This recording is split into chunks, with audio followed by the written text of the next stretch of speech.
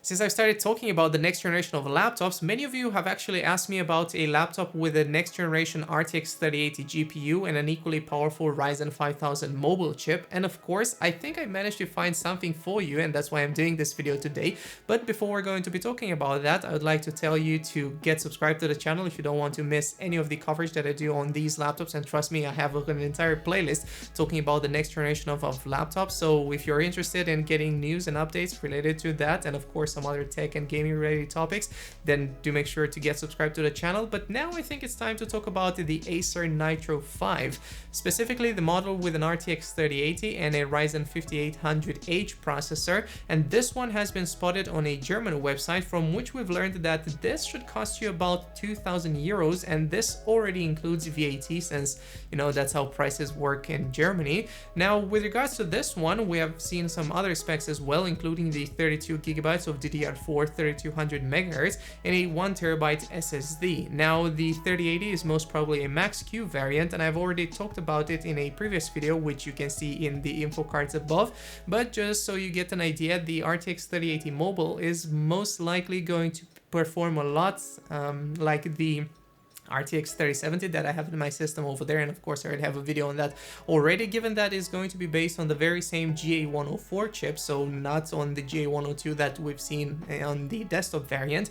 And it also has some more CUDA cores, but of course this kind of means with the whole TDP that is going to be a little bit more similar to the RTX 3070, like I was saying, rather than the desktop RTX 3080, which is by no means a really bad thing. Now if you have to consider that this one also comes with 16 gigabytes of VRAM, this should be plenty for both gaming and productivity that you're doing. So I'm expecting this laptop to be quite nice, especially if you don't care about screen quality, because the Acer 5 doesn't have necessarily the best reputation for the best quality screens, given that this is more or less Acer's lower end budgety option. Although considering that this one is closer to 2,000 euros, I don't think that it's a budget option, but this is kind of following in line with the MSRP that we've seen NVIDIA recommend to the laptop manufacturers, so I guess that's a good thing. Now the Acer 5 is also going to come into another configuration. Specifically, this one is going to have a GTX 1650, and if you remember,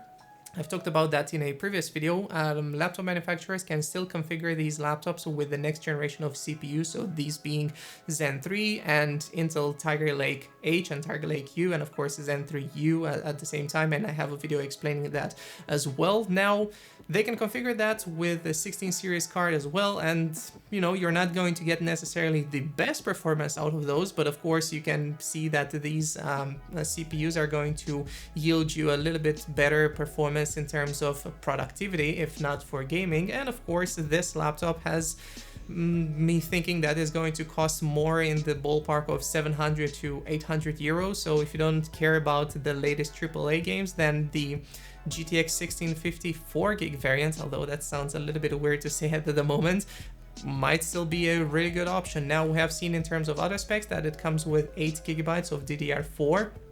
And of course this is dual channel, and well, it's good that it's going to be dual channel, because having single channel on a RYZEN processor, not always the best thing. But also on Intel chips, like, why do still some laptop manufacturers do that? I can't understand. And in terms of storage, you're going to see that it's going to come packed with 512 gigabytes of an SSD, so I really hope that is going to be a fast NVMe drive, but otherwise that's still fine if you don't have to use some spinning Rust. Now there's other things to consider as well, that the chip that is going to be packed in these laptops from Acer is going to be the 5600H for the 1650 model, and this is going to be really interesting because we've also seen some benchmarks for it which put it about 34% faster than the last generation. And more specifically, to give you some results, it has been able to hit about 1400 points in single-threaded workloads and 5700 points in multi-threaded scenarios. And of course this is 37% faster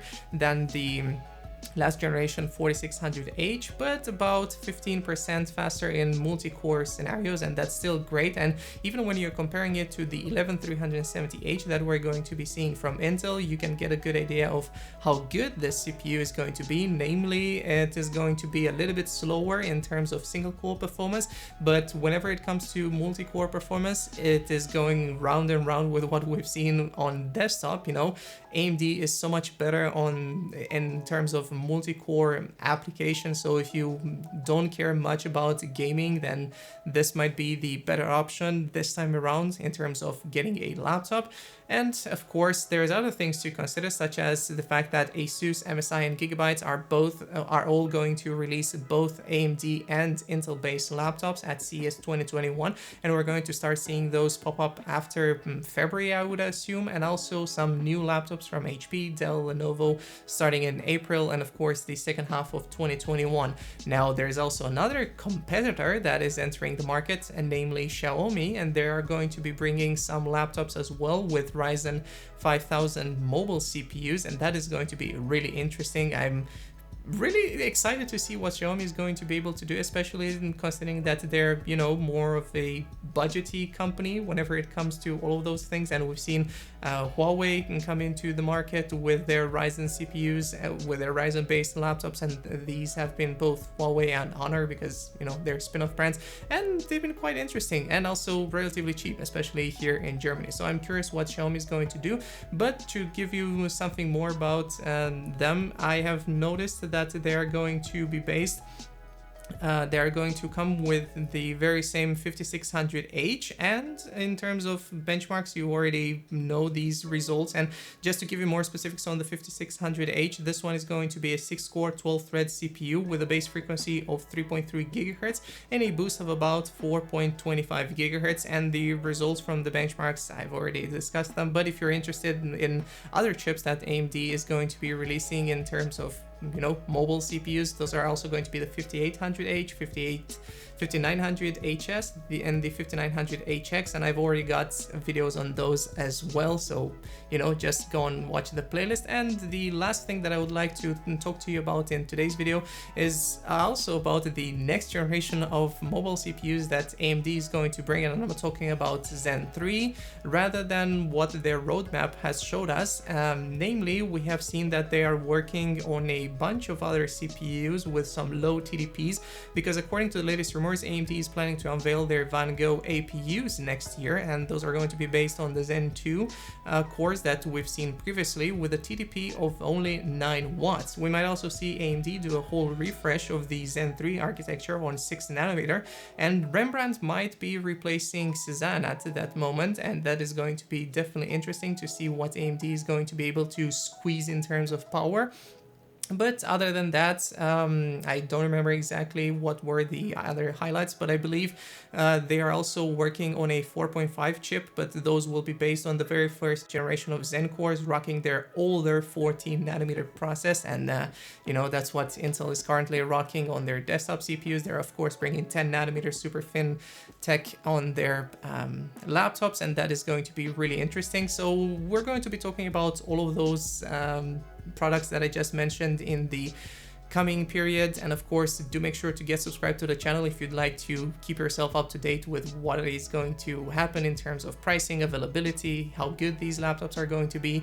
And I guess if you don't have anything else to do, you could also watch some other videos that I've done on my channel, and you could find links to them somewhere. You know, the images for them, you're going to find them somewhere around here. And I very much thank you guys for watching this video, and don't forget to subscribe. And if you have a friend that would be interested to watch this kind of channel, then hey, tell them to subscribe as well. We're not too far into, you know, getting 1,000 subscribers, I hope, at least. Either way, thank you guys for watching once again, and I'll catch you hopefully in the next video. Bye bye.